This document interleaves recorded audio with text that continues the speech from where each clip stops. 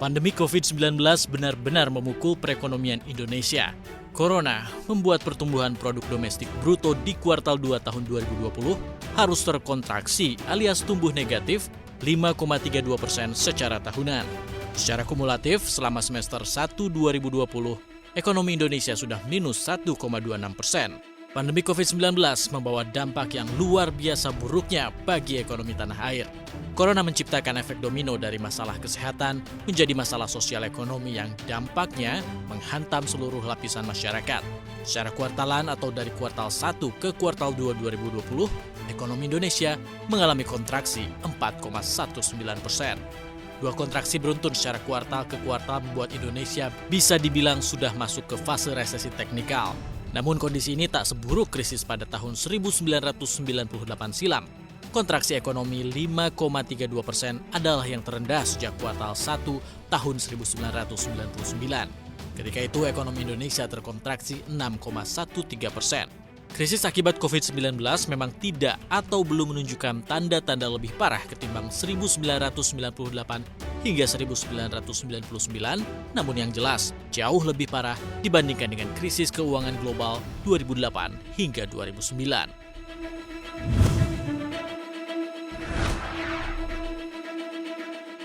Pandemi COVID-19 telah berdampak pada perekonomian Indonesia hingga sektor ketenagakerjaan.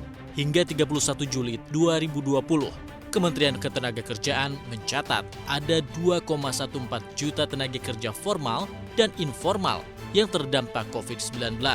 Secara rinci ada 1,1 juta pekerja yang dirumahkan, kemudian pekerja formal yang mengalami pemutusan hubungan kerja ada sebanyak 383.645 orang, dan pekerja informal yang kehilangan pekerjaan atau bangkrut ada sebanyak lebih dari 630.000 orang.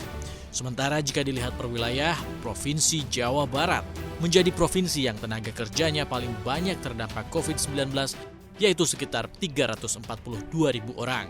Kemudian diikuti oleh DKI Jakarta sebanyak 320.000 orang, Jawa Tengah, Jawa Timur, dan Riau. Menteri Tenaga Kerja Ida Fauziah menyatakan pandemi corona juga menyebabkan tantangan pembangunan ketenagakerjaan menjadi lebih kompleks.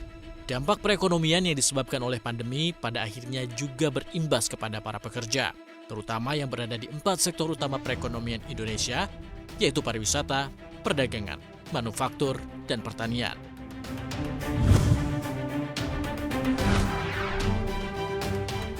Corona menjalar ke seluruh sendi perekonomian Indonesia.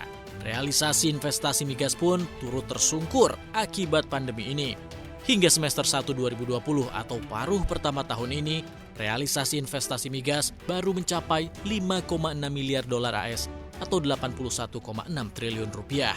Nilai ini masih jauh dari target yang ditetapkan, yakni 14,5 miliar dolar AS atau 211,3 triliun rupiah.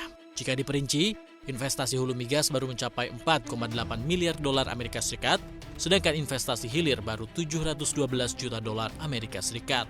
Pelaksana tugas Direktur Jenderal Migas Kementerian ISDM, Ego Syahrial mengatakan, pandemi COVID-19 tidak hanya berdampak pada investasi migas di Indonesia, melainkan juga negara-negara lain di dunia.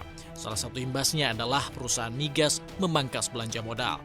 Tak cukup sampai di situ, penerimaan migas di tahun ini pun diprediksi hanya akan mencapai 74% dari target 56 triliun rupiah.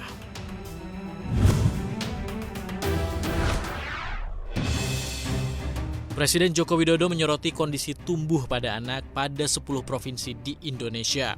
Kepala negara meminta para pembantunya untuk fokus menurunkan angka stunting yang prevalensinya tertinggi. Provinsi itu yakni Nusa Tenggara Timur, Nusa Tenggara Barat, Sulawesi Barat, Gorontalo, Aceh, hingga Sulawesi Tengah. Jokowi meminta jajaran pemerintah daerah dari level gubernur hingga kepala desa fokus menurunkan angka stunting di 10 provinsi tersebut. Kendati masih tinggi di 10 provinsi, Jokowi mengklaim terjadi perbaikan prevalensi angka stunting yang semula 37% pada 2013 menjadi 27,6% pada tahun 2019.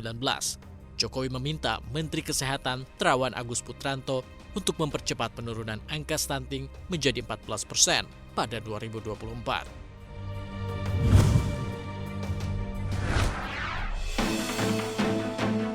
Pandemi COVID-19 membuat harga emas terus merangkak naik.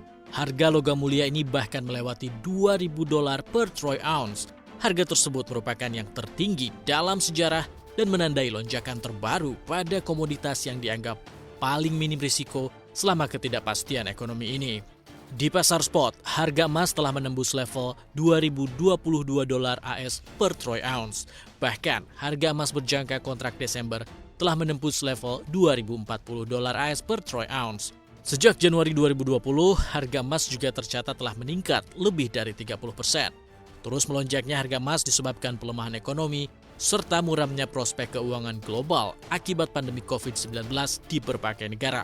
Di samping itu, penguatan emas juga dipicu kekhawatiran investor terkait tidak lolosnya stimulus tambahan untuk mengerek ekonomi Amerika Serikat di tengah tingginya angka kasus COVID-19 di negeri Paman Sam. Kondisi perekonomian AS yang mengkhawatirkan membuat dolar jatuh terhadap mata uang lainnya. Alhasil, memacu permintaan untuk emas dan menyebabkan harga logam mulia ini terus naik.